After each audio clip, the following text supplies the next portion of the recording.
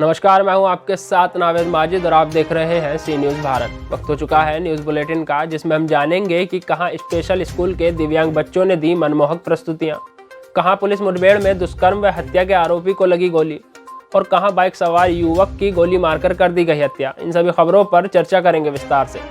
अमलतास hospital प्रबंधक विजय जाट द्वारा बताया गया कि अमलतास स्पेशल स्कूल में मुख्य अतिथि महिला एवं बाल विकास अधिकारी रेलम बघेल के द्वारा दीप प्रज्वलित व सरस्वती पूजन कर कार्यक्रम का शुभारंभ किया गया। मुख्य अतिथि द्वारा बताया गया कि अमलतास हॉस्पिटल में चिकित्सा के साथ साथ दिव्यांग बच्चों का स्पेशल स्कूल में चलाया जा रहा है। साथ ही दिव्यांग बच्चों को प्रोत्साहित किया गया व उनकी माताओं के अथक प्रयास और बच्चों में सुधार आने पर सम्मानित किया गया। देवास से सी न्यूज़ संवाददाता दिलीप सोलंकी की रिपोर्ट। मध्य प्रदेश के गृह मंत्री एवं दतिया विधायक डॉक्टर नरोत्तम मिश्रा 3 दिवसीय प्रवास के दौरान पहुंचे दतिया, जहां राजघाट कॉलोनी निज निवास पर आमजन से मुलाकात कर सुनी समस्याएं। तत्पश्चात मां पीताम्बरा बगलामुखी के दर्शन किए एवं अनुसूचित जनजाति अधिकारी वर्ग के द्वारा दिया गया ज्ञापन। तत्पश्चात स्टेडियम प्रांगण में पहुंचे, जहां बॉलीवुड स्वर कोकिला लता मंगेशकर के चित्र पर पुष्प अर्पित कर श्रद्धांजलि दी। माता सरस्वती की पुत्री माने जाने वाली अपनी सुमधुर आवाज से हम सभी के मनों को सुकून देने वाली ऐसी आदरणीय लता दीदी हम सबको छोड़कर आज चली गई। उनके जाने से एक ऐसा खालीपन संगीत के क्षेत्र में आया है जिसे शायद ही भरा जा सके। अपनी सुमधुर आवाज से सभी को मंत्रमुग्ध करने वाली श्रद्धेय लता दीदी तो हमारे बीच में नहीं है, पर उनकी आवाज सदैव हम सबके बीच में रहेगी। मां भारती की सरस्वती समान इस बेटी ने अपनी संस्कृति, अपनी सभ्यता को जीवित रखने का संगीत के माध्यम से पूरा प्रकाश किया। उन्हें इस प्रतीक के रूप में हमेशा याद करेगा। परम पिता परमात्मा से प्रार्थना है कि उन्हें अपने चरणों में स्थान दे। बहुत दुखद क्षण है। ईश्वर से प्रार्थना है कि उनके जो शुभेच्छु हैं उन सबको भी यह गहन दुख सहन करने की ईश्वर मां पीताम्बरा शक्ति प्रदान करेंगे। ओम शांति। दतिया से सी न्यूज़ संवाददाता नितिन दांत्रे की रिपोर्ट। गोंडा में पुलिस मुठभेड़ में दुष्कर्म व हत्या के आरोपी को गोली लगी। मात्र 12 घंटे के अंदर पुलिस ने अभियुक्त को गिरफ्तार कर लिया है।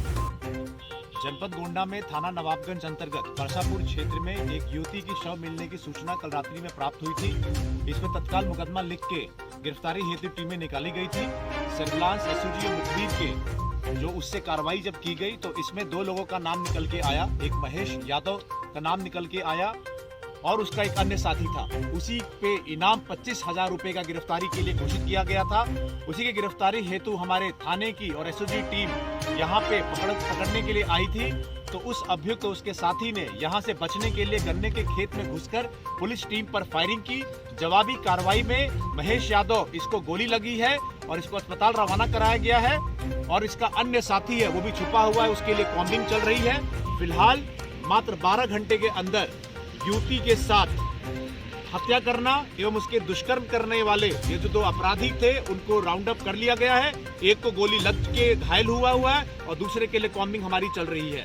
सराहनीय कार्य करने वाली हमारी जो टीम है उसको 50,000 रुपए इनाम से भी पुरस्कृत किया जा रहा है। और साथ ही साथ मैं भरोसा दिलाता हूँ कि ये दुष्कर्म और हत्या करने वाले जो लोग हैं फास्ट ट्रैक कोर्ट से इनको तुरंत इनकी ट्रायल करवा के इनको कड़ी से कड़ी सजा भी दिलवाई जाएगी। गोंडा से सी न्यूज़ संवाददाता इंद्रेश कुमार श्रीवास्तव की रिपोर्ट। हर वर्ष की तरह इस वर्ष भी बसंत पंचमी एवं सिलवानी में प्रसिद्ध बीजासेन मंदिर की स्थापना दिवस के पावन अवसर पर क्षेत्र के प्रसिद्ध सौजनी धाम हनुमान मंदिर से विशाल चुनरी यात्रा निकाली गई। लगभग 9 किलोमीटर दूरी तय करके सिलवानी बीजासन मंदिर पहुंची। विजयासन चुनरी यात्रा समिति के बैनर तले मंगलवार को दोपहर के समय हनुमान मंदिर सौजनी धाम से चुनरी की पूजा अर्चना के बाद यात्रा प्रारंभ की गई। यात्रा में बड़ी संख्या में बालिकाएं, महिला, पुरुष शामिल हुए। रायसेन से सी न्यूज़ संवाददाता राजेश साहू की रिपोर्ट। रोहतास जिले में अपराधियों का तांडव दिन पर दिन बढ़ता जा रहा है। आज सासाराम में बेखौफ अपराधियों ने बाइक सवार एक युवक को गोली मारकर हत्या कर शव को बादशाही पुलिस के पास फेंक दिया, जहां से दरियाब थाने की पुलिस ने शव को बरामद कर अस्पताल सासाराम में पोस्टमार्टम कराकर अगली कार्यवाही जारी रखी है। घटना के बारे में तो हम नहीं बता पाएंगे कि कैसे हुआ, मगर कल हमारे यहाँ गया था सेमरी नागी में, वहाँ इसको हम 100 रुपया दिए, बोले कि तुम हमारे साथ चलो अब सासाराम। ये बोला कि खाना वाना खा करके हम नाना जी आ रहे हैं, तो हम इसके नानी के ले करके हम आ गए और उसके बाद इसका पता नहीं कि कहाँ तक पहुँचाई। क्या नाम है मृतक का? कि ऐसे इसका नाम है आशीष राज, अभिषेक राज उर्फ किशन पांडे। कितना उम्र होता होगा? 20 साल। कहाँ घर कहाँ है? इसका मकान ऐसे पैतृक स्थान रायपुर चोर में है। यहाँ सासाराम में मड़ई महला गोपालगंज में वार्ड नंबर 7। आप क्या लगते हैं? हम इसका नाना लगते हैं। क्या नाम है आपका? हमारा नाम कामेश्वर है। यहीं बगल में है एक नाला, उसी के पास से था, और पसई नाला कहा जाता है उसको। वो सुबह में हम लोग गए थे, जा कर के देखे हैं, उसके सर में गोली लगा हुआ है और विशेष हम लोग अनुसंधान कर रहे हैं और छापेमारी की कोशिश कर रहे हैं कि अभी पहले पता चल जाए कि आखिर मारा है किसने, उसके बाद उसको गिरफ्तारी करके उसे जेल भेजा जाएगा। जुआ का नाम सर?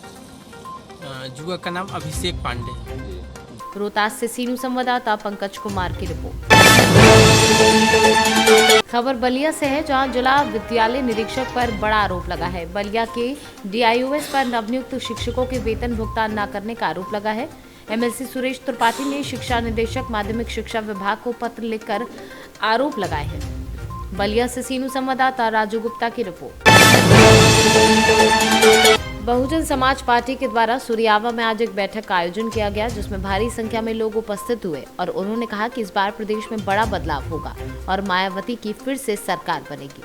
इसमें मुख्य रूप से पूर्व दर्जा प्राप्त राज्य मंत्री कमला शंकर भारती ने कहा कि हरिशंकर उर्फ दादा चौहान के द्वारा जो परिश्रम किया जा रहा है उसका परिणाम जनता देगी। संख्या में लोग यहाँ पे उपस्थित हुए हैं और आपके द्वारा यहाँ पे मीटिंग ली जा रही है, बूथ स्तर पे लोगों के साथ आप बैठक कर रहे हैं, तो क्या इसमें क्या बैठक के मेन उद्देश्य हैं? बैठक का मतलब कि आप देख रहे हैं कि हम कोरोना नियमों का पालन करते हुए मेरे पदाधिकारी, कुछ वरिष्ठ पदाधिकारी यहाँ पर आए हुए हैं और वो आपस में हम लोग बात विचार विमर्श के लिए कि भाई क्या स्थिति है, क्या परिस्थिति है। तो जो कार्यकर्ताओं हमारे सेक्टर से आए हुए हैं उनसे जानकारी प्राप्त करने के बाद इतनी खुशी हुई मुझे कि हमारे एक एक पदाधिकारी कह रहे हैं साहब इस बार हम अपने बूथ पर विपक्षी की जमानत नहीं बेचने देंगे, ये हमको विश्वास दिलाए हैं मेरे कार्यकर्ता।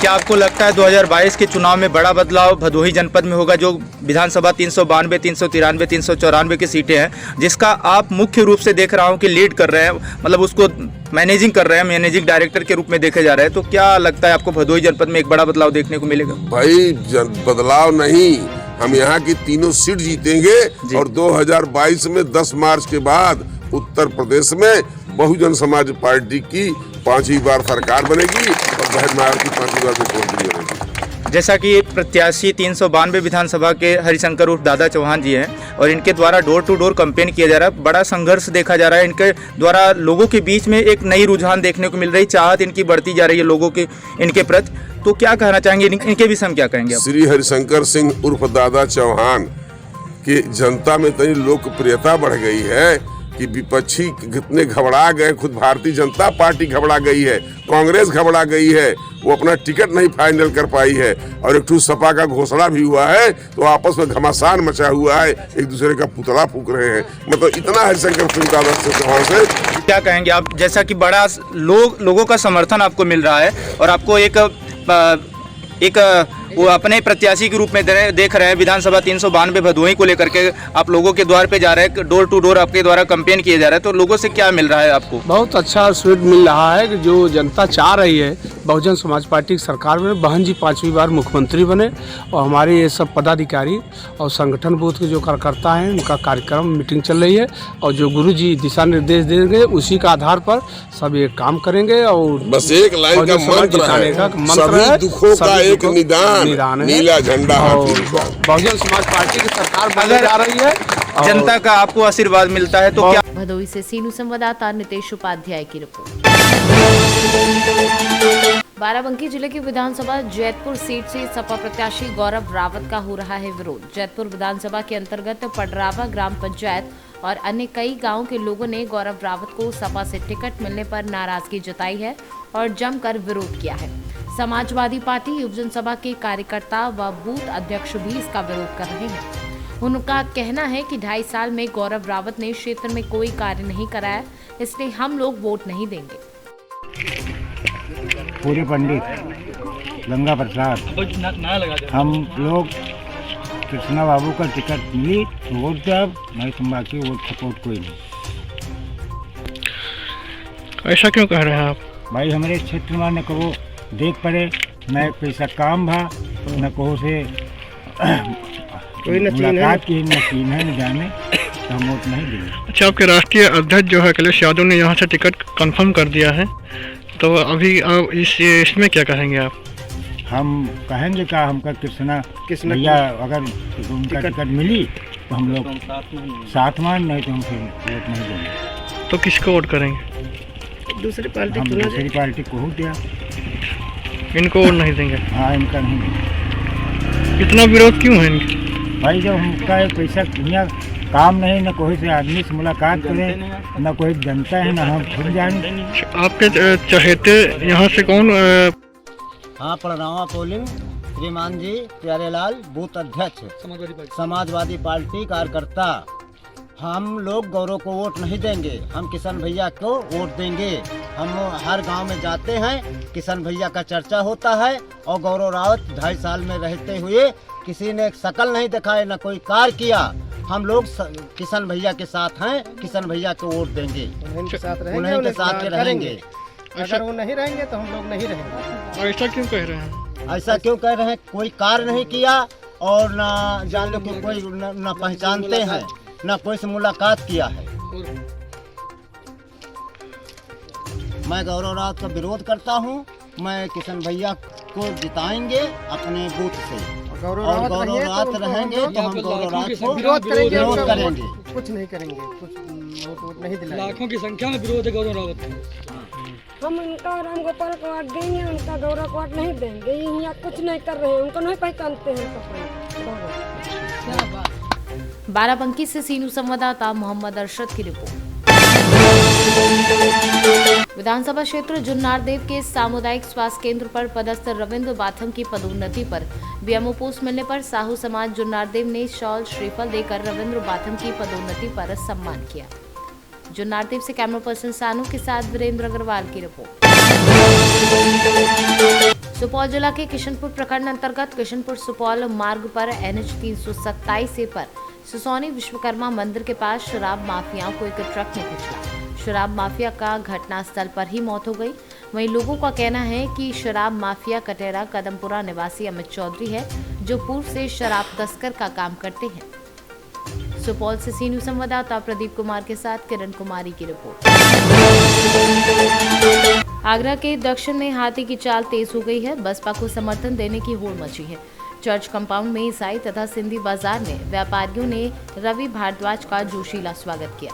बसपा प्रत्याशी रवि भारद्वाज ने पौष कॉलोनी से लेकर तंग गलियों तक जनसंपर्क कर वोट मांगे। रवि भारद्वाज के अनुसार उन्हें सर्व समाज का अपार समर्थन मिल रहा है। वह अपनी जीत को लेकर आश्वस्त नजर आ रहे हैं। आगरा से सीनू संवाददाता अनुज उपाध्याय की रिपोर्ट। चुनाव के मद्देनजर अमेठी की पीपरपुर पुलिस और एसओजी टीम ने संयुक्त कार्यवाही करते हुए अवैध असलाहा फैक्ट्री का भांडाफोड़ किया है। उन्होंने भारी मात्रा में अर्धनिर्मित शस्त्र के साथ शस्त्र बनाने के उपकरण को बरामद किया है। देखिए, आगामी विधानसभा चुनाव के दृष्टिगत देखते हुए एसपी साहब के निर्देशन में लगातार जनपद में चेकिंग अभियान चलाया जा रहा है।